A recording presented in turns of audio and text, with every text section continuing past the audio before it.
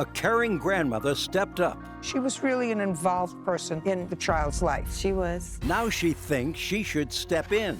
The school called you. They said that her daughter smells for marijuana. On 3 occasions. You think it's in the best interest of this grandchild to live with you. She wants to take my child. She's asked me several times. I told her no. When she called the police, she said I was kidnapping her daughter.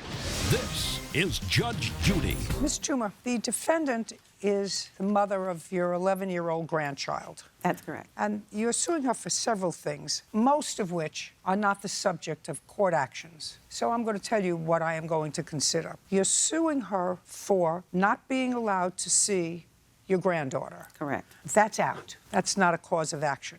For calling the police on you. Correct. Well, I'm going to entertain that solely for the purpose of ascertaining whether or not there was any reason for her to call the police, or if she just maliciously called the police and said you stole something from her, or whether there was a legitimate reason for it, which, quite frankly, there probably was a reason for her to call the police, after reading both of your claims. I am going to hear the matter of the telephone, because it is your claim that the defendant merely borrowed the telephone. It is her statement that you gave the telephone to her granddaughter, that it was a gift to her. And if it was a gift to her, you don't get it back. You understand that? Yes. Perfect. Now, what I gather is your son is incarcerated. Correct. And he's been incarcerated for a while, and Miss Washington has other children. Yes. How many?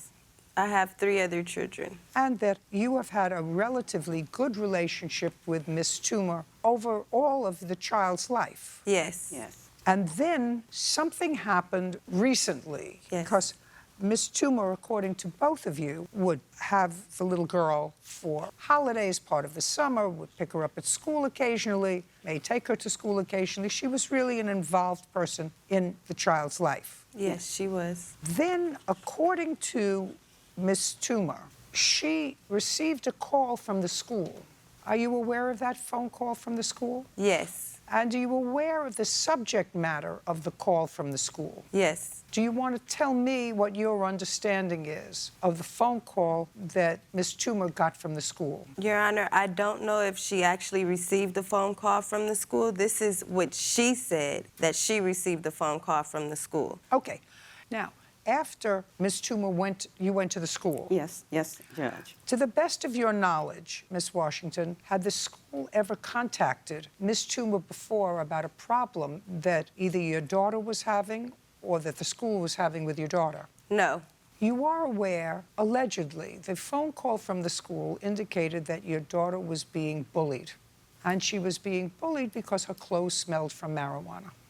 Whether or not that's from your home or from someone else's home, you understand that you can do whatever is legal in your home. Yes. You understand that. Yes, I do, Your Honor. But you should understand that an 11-year-old cannot smoke marijuana. You understand that. Yes, I do. And you understand that if there is such a smell of marijuana that's in your home that it permeates your daughter's clothes, you understand that 11-year-olds can be cruel. Yes. Now, after that incident, did you have a discussion with your daughter? My child was never bullied for smelling like marijuana. These are the claims Just made. a second.